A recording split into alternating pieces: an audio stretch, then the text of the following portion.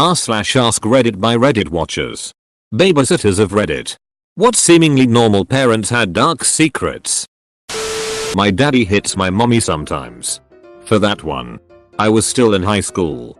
I told my mom what she said and my mom went to the police station to report it. I like it when you're here. Not the other lady. She's mean and she makes me sit in the closet. This little girl was referring to her dad's girlfriend. I told the dad about it and never saw the girlfriend around again. And for some comic relief, my older brother and I play swords in the bathroom. Daddy taught us how. Asked him to show me with his action figures what he meant. Expecting the worst. And he says look. And goes in his dad's closet and pulls out these giant foam swords. Cue. Thankfully not all in the same house. My older brother and I play swords in the bathroom. Daddy taught us how. Oh. Asked him to show me with his action figures what he meant. Expecting the worst. And he says look. And goes in his dad's closet and pulls out these giant foam swords. Give this dad the best dad award. Somewhat wholesome story. I used to babysit for the kids down the street when I was in high school. One night I went into the parents' bedroom to get something, I think a puzzle, and there was a book on the nightstand called How to Comfort Your Kids When You're Thinking of Divorce or something like that. The next time I was over, there was a book downstairs, on the mom's desk, that was the couple's therapist's guide to saving a failing relationship. It made me sad because the parents seemed really happy together whenever I saw them.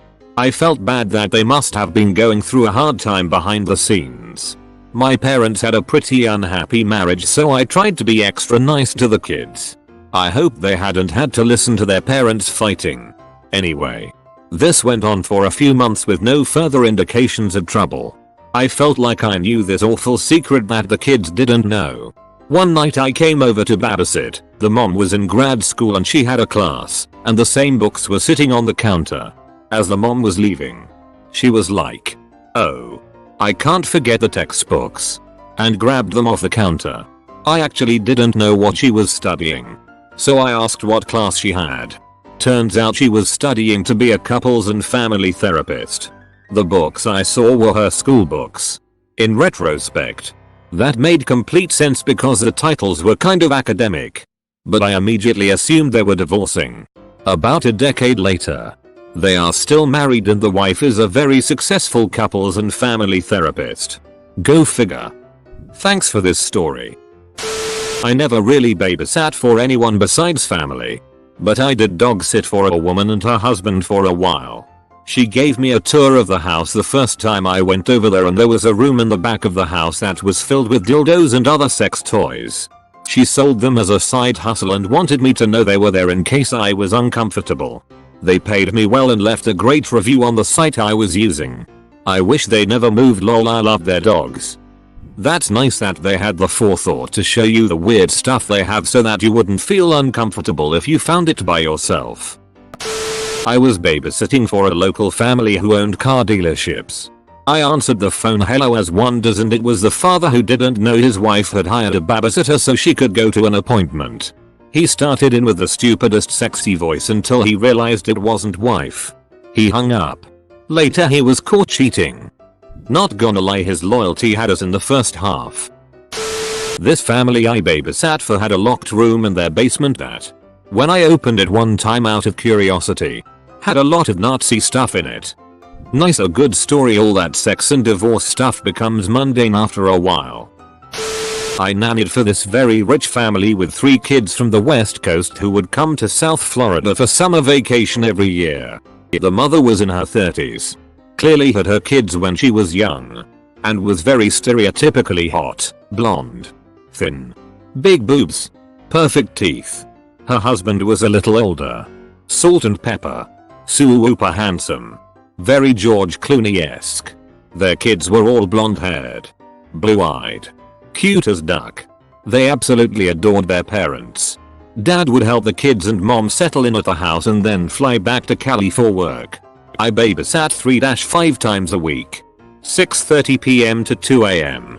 Mom would get all dolled up, leave her wedding ring on the kitchen counter, and come home very late, clearly drunk, and sometimes brought men home with her that she introduced as her friends. She would often overpay me, which I never complained about. But I worried for the kids. A significant amount of couples have this arrangement. Not saying they do, but you'd be surprised what people do with their marriage. I babysat a lot when I was 13-15. At the time I lived in a small town. I was a very popular babysitter as I also worked at the daycare center. Often I would have kids from 2 or 3 different families at once. I didn't care, I got triple the pay for having 3 different groups of kids. I was recently told why I always had groups of kids like that. Turns out the small town had a swingers club and I was the go-to babysitter for their different groups. I was babysitting once and the kids were wrestling in the living room. All of a sudden the smell of dank filled the room. I hear the kids stop and say, "What is that?" One of them had knocked over a big tin can on a shelf and the parents' weed stash spilled everywhere. I sent the kids away and cleaned it all up for them and put it back. Put half back? I used to babysit for my next door neighbor who had an 8-year-old girl and a 5-year-old boy. I was 13 when I started babysitting for them and I knew off the bat the kids were an interesting duo, to say the least. And I have too many stories to tell from when I was watching them. We all went to school together. So when we got off the bus, we'd walk to their apartment and I'd watch them. Made sure we got homework done. And make them the snack of the day. One day, we had a half day at school. And I think the mom forgot. Because when we walked into the apartment, I heard one of the doors shut. At the time, we thought it was an intruder. So I grabbed the 5-year's baseball bat. Told them to stay in the room. And I do some investigating. I opened the bathroom door. And there was the mom. Half naked. With a guy that wasn't her husband.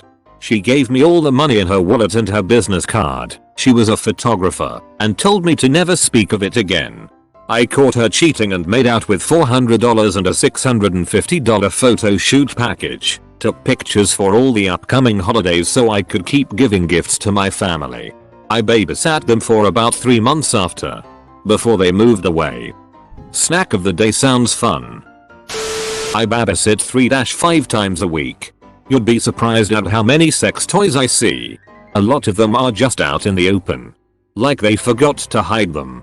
I overnighted once and the guest bed had bondage straps. Parents totally forgot about that. That's not too surprising. But some of their kinks are.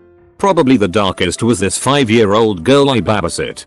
She was the victim of sexual assault for a couple years by an aunt and uncle. No charges pressed or anything. Mom and dad just cut all contact with that side of the family. I live in a small town so I see the aunt pretty often. It's sickening.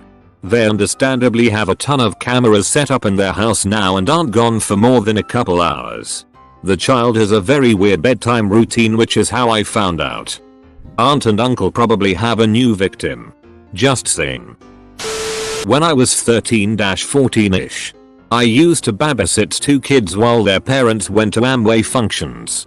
One night, for whatever reason, I looked behind the couch and saw a bunch of magazines.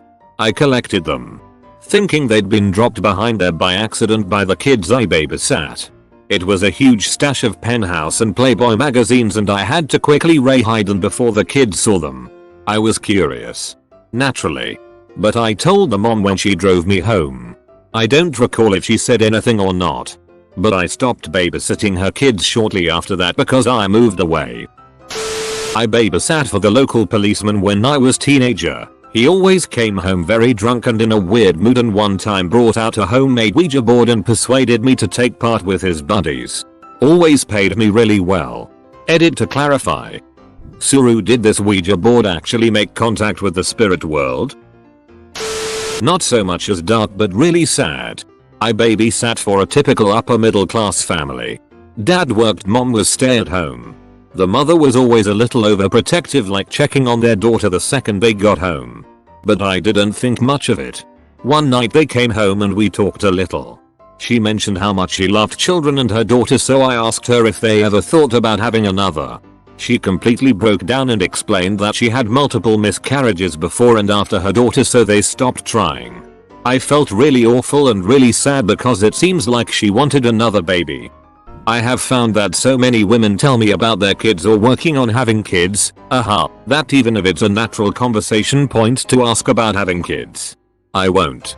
The risk that the answer would be hard for them is too high. If they want to talk about future kids, they'll tell me without being asked. I used a nanny for a family. At the interview they seemed totally normal. Even the first day wasn't too terrible. I quickly realized that both parents were abusive. Mum had severe anger issues and was medicated for some condition related to it. Dad was a borderline sexual predator who constantly talked about how gross looking his wife was and how if she didn't stop being a bitch, he'd divorce her. Their kids were just as bad. One of them was also medicated for behavioral issues. I found out later that the reason they were hiring a nanny at posted daycare was because their kids had been kicked out of the daycares in the area. Nope, the duck out of that situation within a few months. Few months? Goddamn. I admire your tenacity. One family I still don't know what was up with them. It's like they were squatting in a model home or something. It was a fully furnished house that looked to be straight out of Better Homes and Gardens magazine. But there was nothing in the drawers, fridge or cabinets. No toiletries in the bathroom except for toilet paper. No food or silverware in the kitchen. No clothes in the closets or in the kids' drawers and no toys.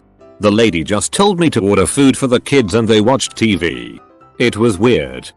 It could have been a second home or, well, not very good parents. A family member of mine was a babysitter in the 70s. A couple who lived nearby asked her to babysit their baby a few times. I didn't get the sense that she knew them well.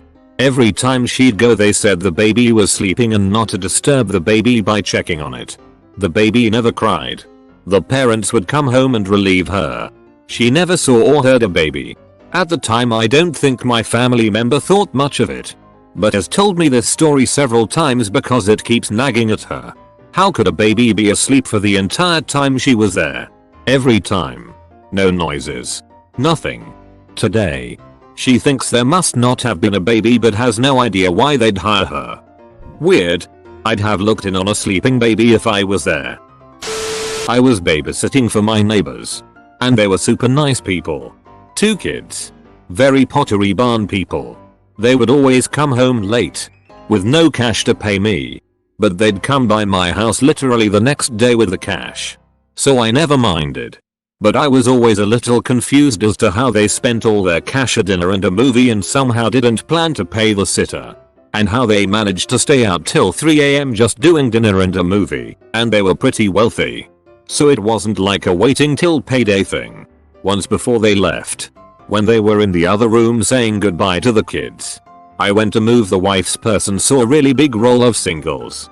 I brushed it off. But then another time their daughter had an allergic reaction and I texted them a SOS. When I got a call back, I picked up and heard club music. It was a couple sittings after that, when I left through the back door and saw the husband in the garage, shaking glitter off their clothes. That I realized they were probably going to a strip club.